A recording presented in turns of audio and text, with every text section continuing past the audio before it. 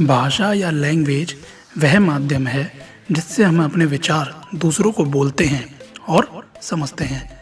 हम एक दूसरे को समझाने के लिए लैंग्वेज का इस्तेमाल करते हैं। मगर क्या आप जानते हैं कि आज के जो कंप्यूटर्स हैं उनकी भी एक भाषा होती है। एक कंप्यूटर किसी भी भाषा में नहीं समझ सकता है। कंप्यूटर से कम्युनिकेट करने के लिए इंस्ट्रक्शंस का अपना एक सेट होता है जिसे हम कंप्यूटर लैंग्वेज कहते हैं। एक कंप्यूटर लैंग्वेज में विभिन्न लैंग्वेजेस शामिल होती हैं जो कंप्यूटर मशीन के साथ कम्युनिकेशन करने के लिए उपयोग की जाती हैं। जब हम कंप्यूटर लैंग्वेज में किसी सेट ऑफ इंस्ट्रक्शंस को एक स्पेसिफिक ऑर्डर में देते हैं उसे प्रोग्राम कहते हैं। एक तरह से देखा जाए तो प्रोग्रामिंग लैंग्वेजेस प्रोग्रामर और कंप्यूटर के बीच कम्युनिकेशन करने का एक तरीका है।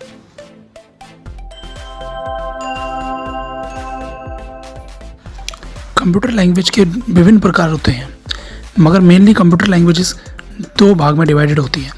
पहला लो लेवल लैंग्वेज, दूसरा high level language.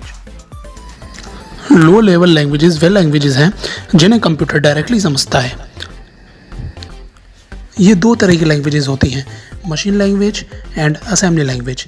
Machine language वह लैंग्वेज है जिसे कंप्यूटर सीधे तौर पे समझता है। ये 0 और 1 के कॉम्बिनेशन से बनती हैं। मगर आपको क्या ये पता है कि कंप्यूटर 0 और 1 को ही क्यों समझता है? दरअसल कंप्यूटर हमें जो आउटपुट देता है वो टेक्स्ट, इमेजेस या वीडियो के फॉर्म में देता है, बट वो हर डेटा को बाइनरी फॉर्म में ही फॉर्मेट करता है। दरअसल कंप्यूटर एक इलेक्ट्रॉनिक मशीन है जो कई सारे वायर्स और सर्किट से बना हुआ है और इसमें छोटे छोटे ट्रांजिस्टर्स भी होते हैं। ट्रांजिस्टर्स एक स्विच की तरह होते हैं जो ऑन या ऑफ की तरह काम करते हैं। ऑन मतलब 1 होता है और ऑफ मतलब 0 होता है। तो इन्हीं ट्रांजिस्टर से बाइनरी ऑपरेशन होते हैं। बट ये मशीन लैंग्वेजेस को समझना हमारे लिए मुश्किल होता है, इसलिए इसे थोड़ा सरल बनाने के लिए असेंबली लैंग्वेज का आविष्कार किया गया।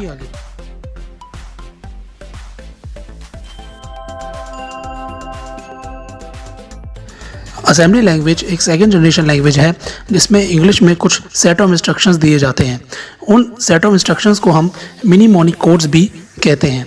इस लैंग्वेज के आने से प्रोग्रामर्स के लिए प्रोग्राम लिखना कुछ हद तक आसान हो गया था, मगर कंप्यूटर्स के लिए मुश्किल हो गया था क्योंकि कंप्यूटर्स को मशीन लैंग्वेज समझ में आती है और असेंबली लैंग्वेज समझ में नहीं आती। ऐसे में हमें असेंबली लैंग्वेज को मशीन लैंग्वेज में ट्रांसलेट करने के लिए पहली बार ट्रांसलेटर की ज़रूरत पड़ी, जिसे हम असेंबलर भी कहते हैं। हालांकि असेंबली लैंग्वेज में प्रोग्राम्स लिखना प्रोग्रामर के लिए आसान हो गया था, मगर फिर भी प्रोग्रामर्स को कंप्यूटर के हार्डवेयर से रिलेटेड सभी लो लेवल डिटेल्स की अच्छी से जानकारी होना ज़रूरी होता था। और असेंबली लैंग्वेज में डेटा जो है वो कंप्यूटर के रजिस्टर्स में स्टोर होता था और हर कंप्यूटर्स में डिफ़िकल्ट सेट ऑफ रजिस्टर्स होते थे, जिसमें वजह से असेंबली लैंग्वेज पोर्टेबल नहीं होती थी।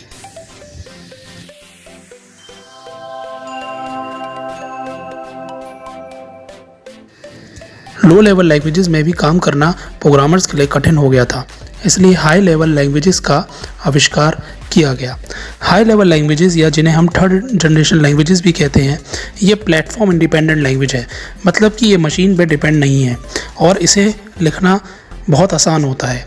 इसे हम अपनी भाषा यानी इंग्लिश पे लिखते हैं, जिसकी वजह से इसे समझना और भी ज़्यादा आसान हो जाता है। और इसका सबसे बड़ा फ़ायदा ये है कि इसमें काम करने के लिए प्रोग्रामर्स को कंप्यूटर के हार्डवेयर से रिलेटेड किसी भी तरह की जानकारी की ज़रूरत नहीं होती है। मगर हाई लेवल लैंग्वेज कंप्यूटर के लिए समझना बहुत कठिन होता है, इसलिए हाई लेवल लैंग्वेजेस को मशीन लैंग्वेज में ट्रांसलेट करना पड़ता है, जिसके लिए लैंग्वेज ट्रांसलेटर्स की ज़रूरत होती है। लैंग्वेज ट्रांसलेटर्स नॉर्मली 3 तरह के होते हैं। पहला कंपाइलर, दूसरा इंटरप्रेटर एंड तीसरा असेंबलर। कंपाइलर एक लैंग्वेज ट्रांसलेटर है जो पूरे हाई लेवल प्रोग्राम्स को मशीन लैंग्वेज में कन्वर्ट करता है। वही इंटरप्रेटर पूरे हाई लेवल प्रोग्राम्स को लाइन बाय लाइन कन्वर्ट करता है और असेंबलर असेंबली लैंग्वेज को मशीन लैंग्वेज में कन्वर्ट करता है। हाई लेवल लैंग्वेजेस के एग्जांपल हैं सी, C++, जावा एक्सेट्रा।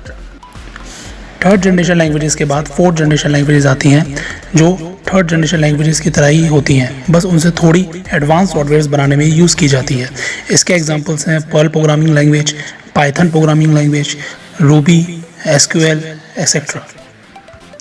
और आखिर में 5th जनरेशन लैंग्वेजेस आती हैं जो फ्यूचर लैंग्वेजेस हैं। ये वो लैंग्वेजेस होंगी जो विजुअल टूल्स पे काम करेंगी और इनके लिए किसी भी तरह की इंग्लिश प्रोग्रामिंग की ज़रूरत नहीं होगी।